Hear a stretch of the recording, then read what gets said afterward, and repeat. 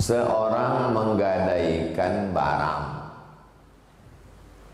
dalam jangka waktu tertentu sesuai kesepakatan, lalu dia tidak bisa menebus barang.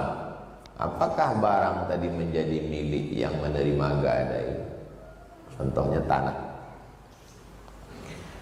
Saya pinjam duit Bapak 100 juta.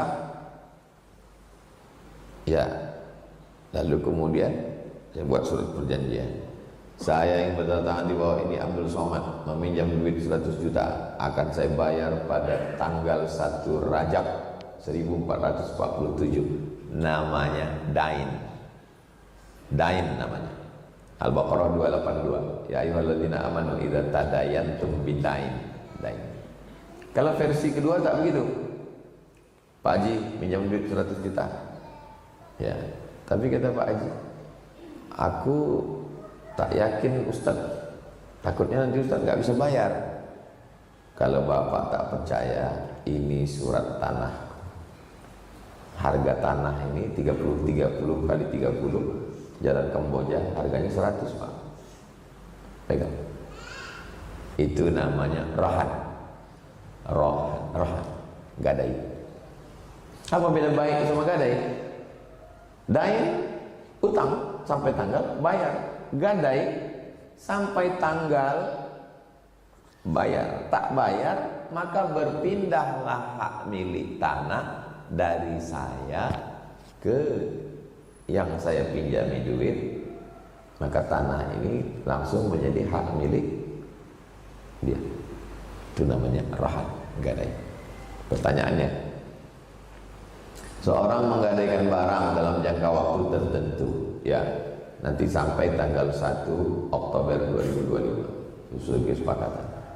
Dia tak bisa menebus barang. Apakah barang gadainya tadi menjadi milik yang menerima gadai? Ya. Sampai tanggal 1 Oktober 2025 tak bisa dibayar, maka barang yang dijadikan jaminan tadi menjadi hak milik si pemilik harta, dan dia tidak bisa menuntut lagi. Jadi tidak dapat dua kali. Udahlah dapat tanah, dituntutnya pula lagi yang 100, itu nggak ngerti dia. Sudah diambil tanah, maka hutangnya pun menjadi lunas. Makanya kalau kita menggadai, berikanlah jaminan yang harganya sama dengan barang yang dipinjam. Jangan minjam 100 juta, dikasihkan gadainya mobil harga 1,5 M. Maka keluarlah kalimat, kullu qardin jarra naf'an fahuwa riba. Setiap pinjaman kalau ada unsur manfaat maka dia riba. Ini sawah kugadaikan.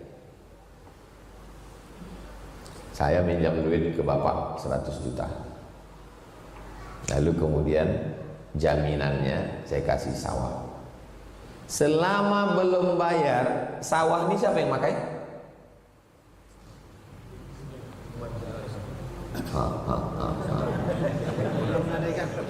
Saya pinjam duit 100 juta. Lalu sebagai jaminan ini sawah satu hamparan. Kapan Ustaz bayar? 1 Oktober. Wah, ini hujan lebat ini.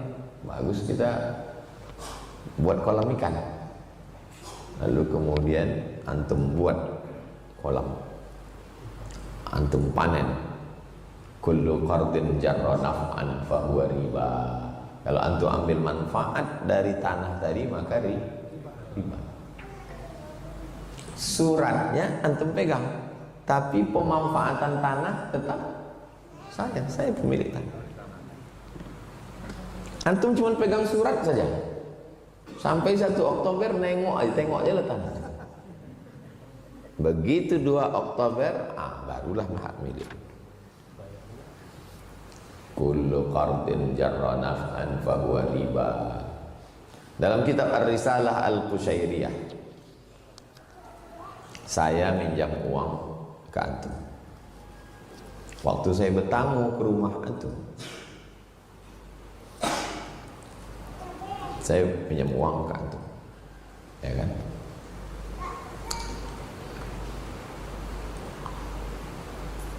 Antum datang ke rumah saya sedang tak ada di rumah, lalu antum tegak di depan panas matahari, datang orang lain nengok, kenapa tak masuk ke rumah? Ustadz itu tak ada di rumah, segan aku masuk ke rumah. Benaunglah di bawah pokok kayu, kan ada pokok kayu, kenapa tak benaung di bawah pokok kayu? Kata dia, saya tak mau menaung di bawah pokok kayu. Kenapa? Kullu qardin jarra naf'an fahuwa riba. Setiap pinjaman kalau mengambil manfaat maka baca risalah Al-Qusyayri. Mengambil manfaat benaung di bawah pokok kayunya pun riba. Apa yang dilakukan orang sekarang? Pinjam aku duit, aku kasih, tapi motor kau sama aku ya. Pas sampai giliran bayar, tak hidup lagi mesin. Bawa ke sana, bawa ke sana. Sedangkan benaung di bawah pokok kayunya pun riba, apalagi memakai motor. Maksud motor sebagai jaminan itu STNK BPKB-nya saja yang antum pegang, bukan antum pelasah mulu. Saya ada megang STNK BPKB, ada map khusus, map utang piutang, ada situ, surat tanah orang ada, STNK ada, BPKB ada, saya pegang. Tanahnya tetap punya dia sampai nanti lunas. Setelah lunas baru saya balikkan. Sampai tanggal tak balik, baru motor itu milik saya. Ini sekarang orang asal udah dikasih STNK BPKB, motornya mana? Oh, pakai riba itu.